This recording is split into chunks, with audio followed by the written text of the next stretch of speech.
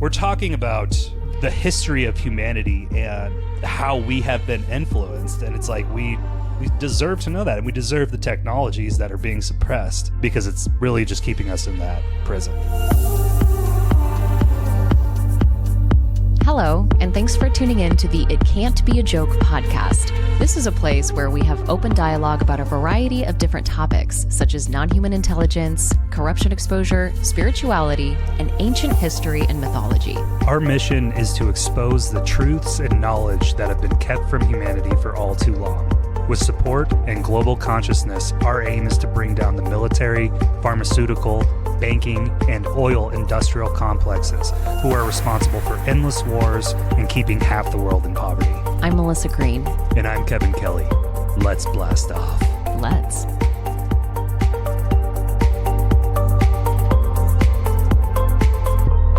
Hey friends, we are back with part 2 of episode 4. We've been talking about 0-point energy, aka free energy, and how that could end all of the world's problems in a nutshell. Kevin and I discussed a lot of great scientists and inventors on part 1. So make sure to check out that episode if you haven't yet. And we're going to pick up right where we left off. So before we dive into Nikola Tesla and the inspirations that led to the 0-point energy model, we have one more very important inventor to discuss with you. Thomas Townsend Brown. He was an American inventor from Zanesville, Ohio. He became known as the man who mastered gravity. He discovered a connection between strong electric fields and gravity, a type of anti-gravity effect. And Kevin, I know you have more information, but they say his technology powers the B-2 stealth bomber and all types of stuff. I believe that they use that type of technology to power and run the UFOs that we see. Basically, this is what it says. His research into odd electrical effects led him to believe he had discovered a connection between strong electric fields and gravity, a type of anti-gravity effect. Instead of being an anti-gravity force, what Brown observed has generally been attributed to electrohydrodynamics, the movement of charged particles that transfer their momentum to surrounding neutral particles in air, also called ionic drift or ionic wind. For most of Brown's life, he attempted to develop devices based on his ideas, trying to promote them for use by the industry and the military. The phenomena came to be called the Biefeld-Brown effect and electrogravitics. And electrogravitics is how they power the UFOs that are flying around, the man-made. Alternative energy and propulsion device. Yeah. That's what it is. And so that's how they can fly these things around at extremely high speeds. That's how you don't fly into the front of the cockpit of the UFO when it slows down, because or if you have to slam on the brakes, right? Yeah, you're chilling in there. It's moving at whatever speed, but you're protected by that force field around it. Another thing they don't give us, they're not releasing. No, you don't get it. You get to go drive your car. Go ride your bike. And think about the industry of workers who've been mining, drilling, and just doing all this stuff that's so unnecessary. Our energies could be going towards evolving this 0-point energy. But we're stuck in this grid, and it's... The stuff that we've seen in sci-fi movies, a lot of it actually can happen. And that's one of the most eye-opening and mind-bending things is like, are you kidding me? I thought it was this way and it's this way. And then you're like, this is amazing. Yeah. And you know what's interesting is how they started reverse engineering these things and they were coming out in the 60s. Okay, so an easy way to explain that is when you watch an old episode of Star Trek or any space show and they order a martini and all of a sudden it appears and it's there. So it's this idea of folding in and out of these different fabrics or dimensions, pulling different energy in and out. So when you create that layer around this invention you're talking about, it's not this solid thing. It's all energy. Yeah. It's nuts. It's the biggest revelation. Is that the word? Your third eye is going to go, whoa.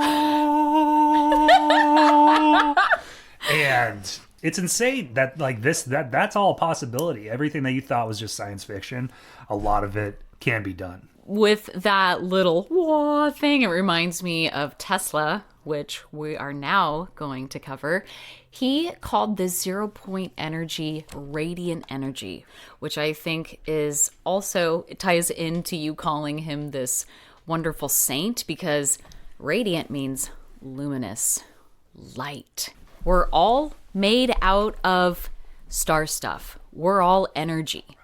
We're little light beings on this planet, in this construct that we've outgrown.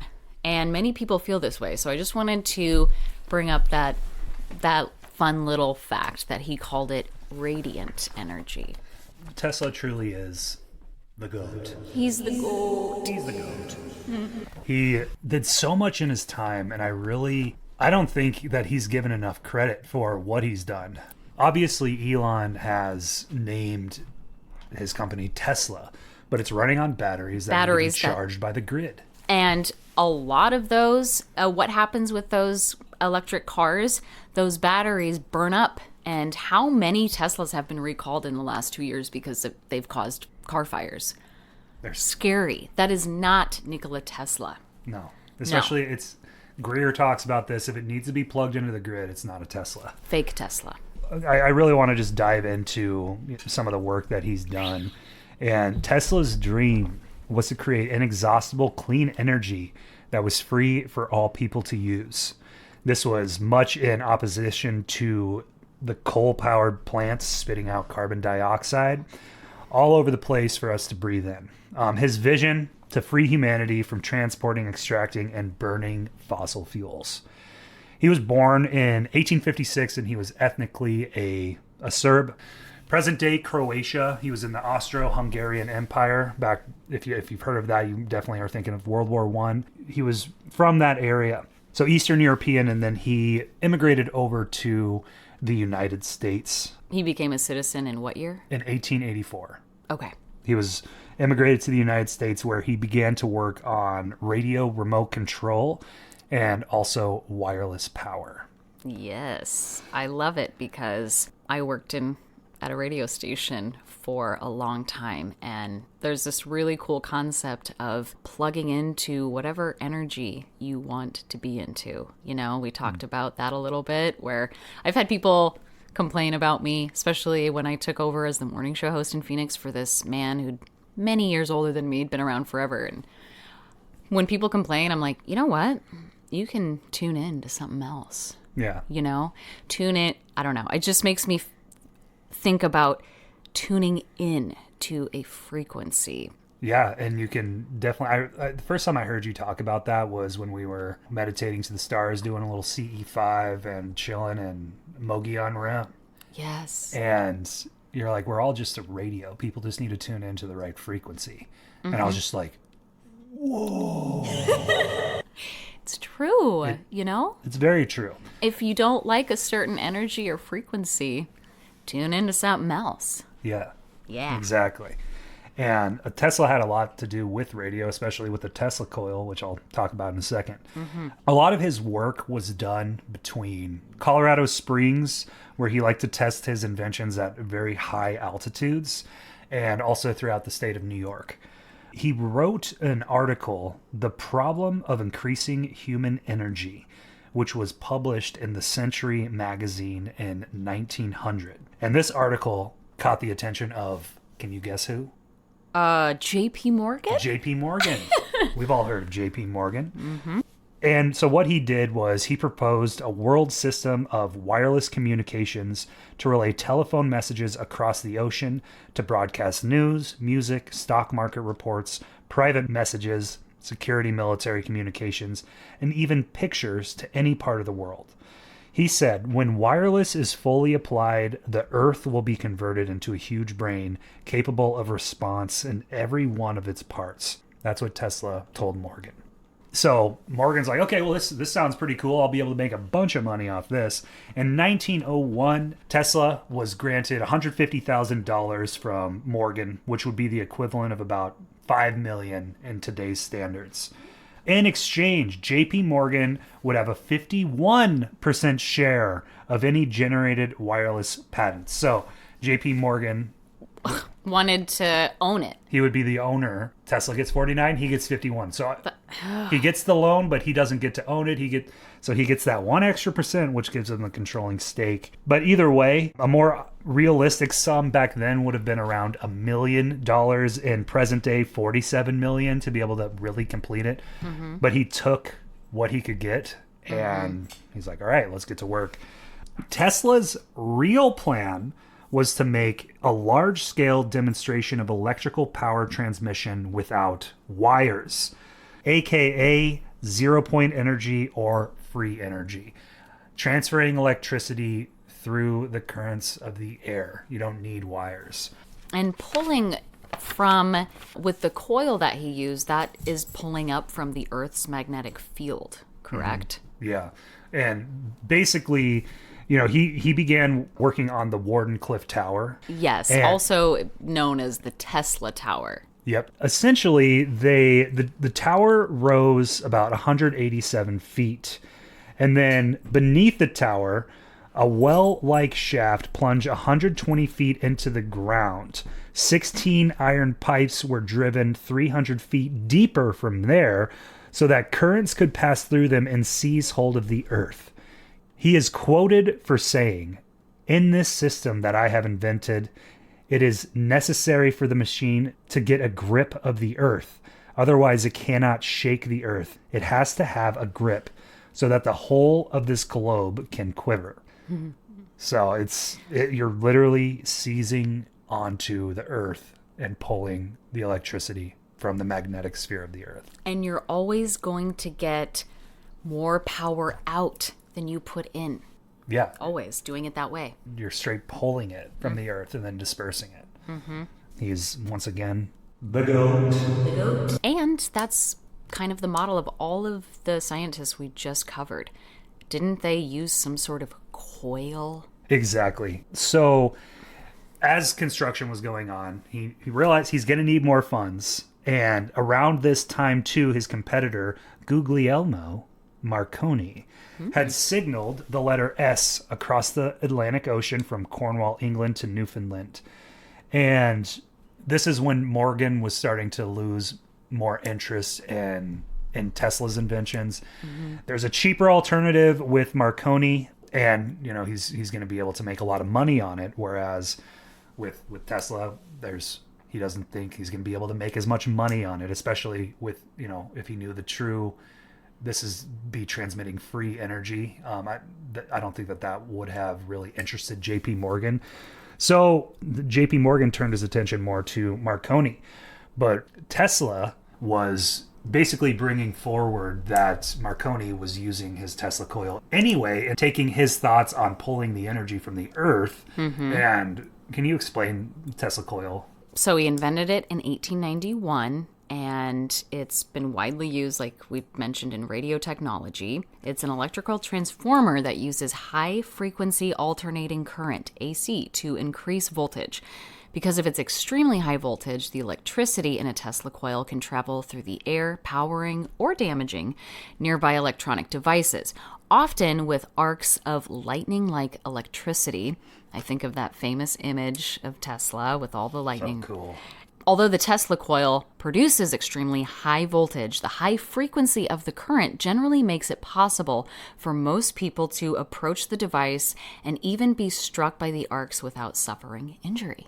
Wow. Yeah, Morgan was he was doubting because didn't support the global oligarchs. Yeah, he's not going to be able to make as much.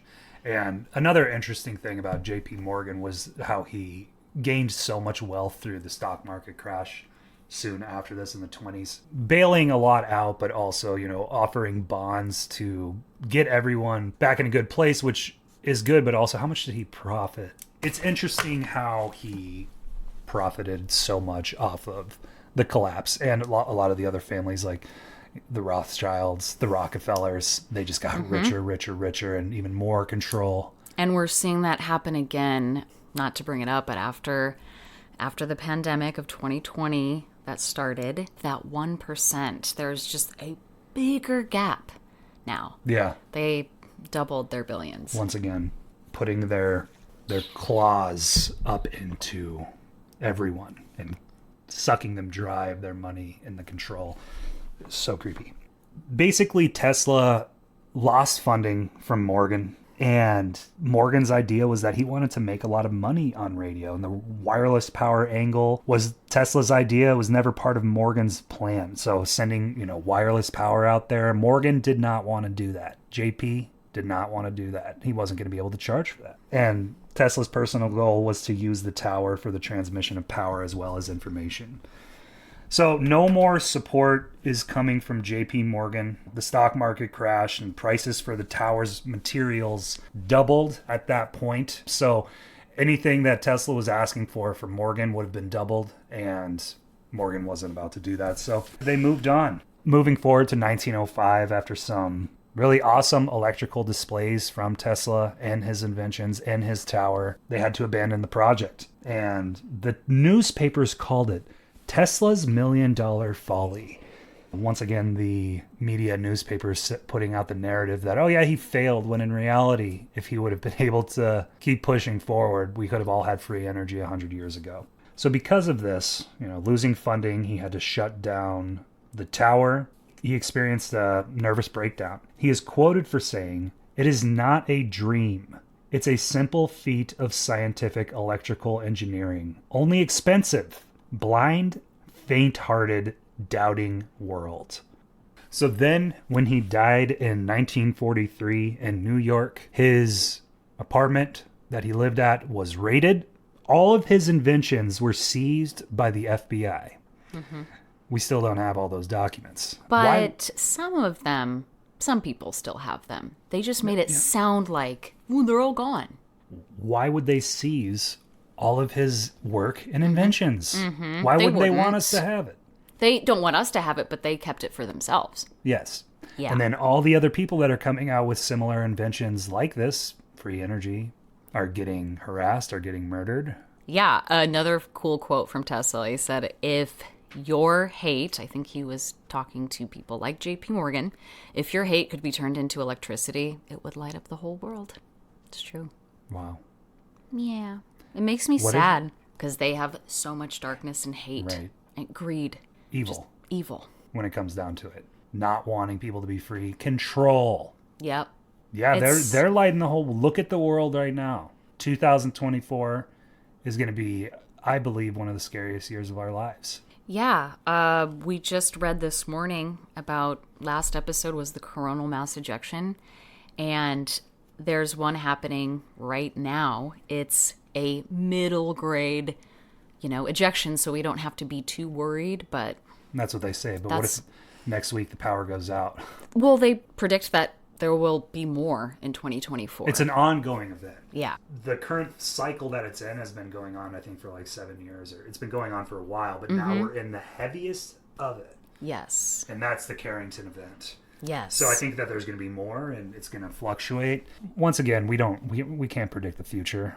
We just like to research all these topics, and it was interesting when Dennis Quaid and Tucker had that meeting. Like, this is exactly what we were talking about a month and a half ago. Yeah. And now, once again, back to, if we're briefly touching upon that, he says there's 100% chance it's going to happen. We don't know when, but that it will happen, and when it does, that it's going to be catastrophic. Mm-hmm. Why aren't we fixing it?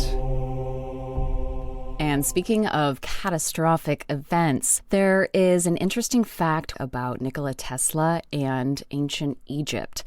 There's always new discoveries about the pyramids in Egypt and around the world, but Tesla believed that the pyramids were giant power plants to generate electricity and run machines. He believed they were somehow linked to cosmic energy, which could be used for spiritual enlightenment and healing. And there's more information about where all of these pyramids are placed on our planet. The magnetic fields are really strong in these areas.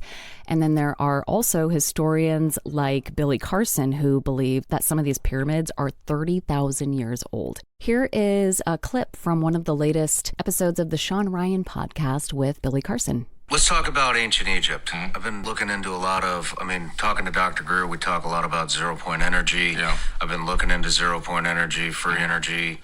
I've been researching it. Yeah. Looking into the Nikola Tesla stuff, and it sounds like Nikola Tesla got his information somehow from ancient Egypt. Mm-hmm. A lot of people say that the pyramids were some type of a power plant. Yes.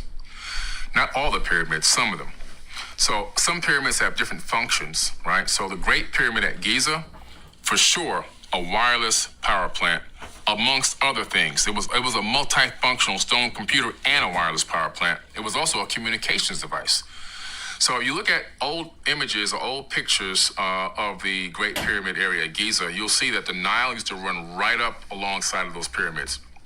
Now it's meandered miles and miles away.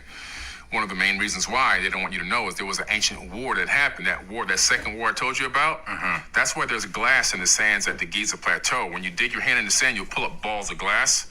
That's 3,000 degrees to create glass out of sand. It's weapons fire.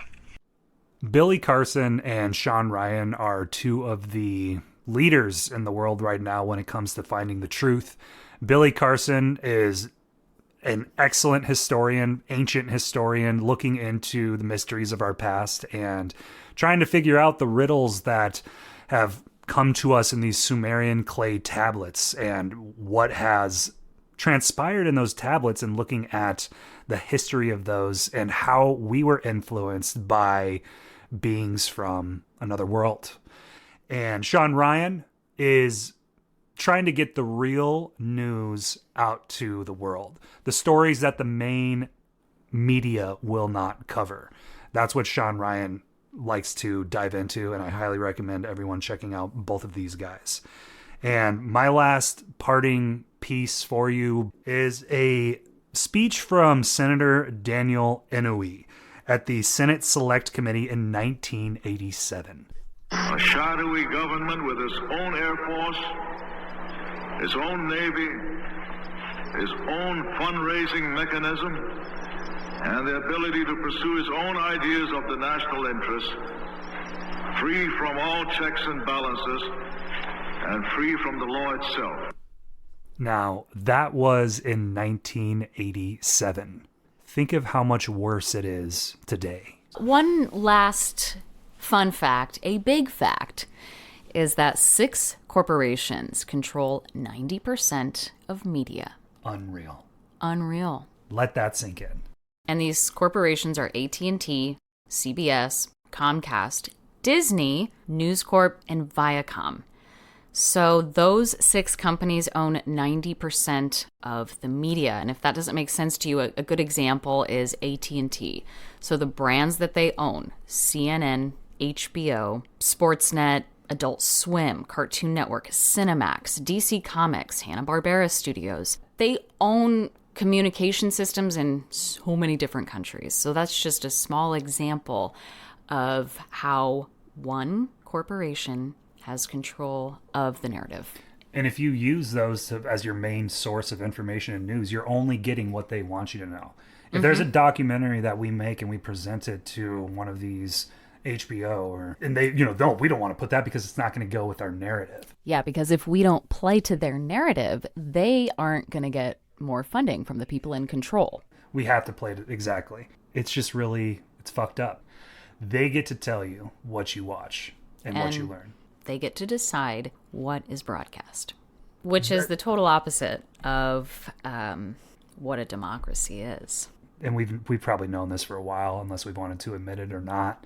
Corporations are the true rulers of this planet, not the governments. It's private companies, not government. No. Private companies. Then they get the politicians in their pockets, and then they're the ones who are running the show here. So my question to you is, how are we going to change that?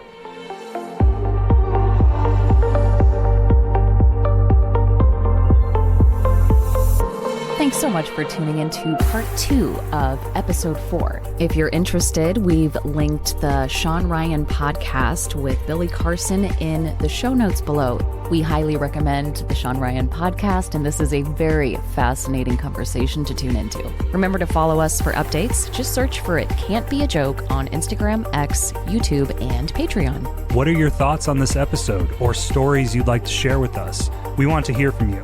Shoot us an email at itcan'tbeajoke@gmail.com, and don't stop looking up.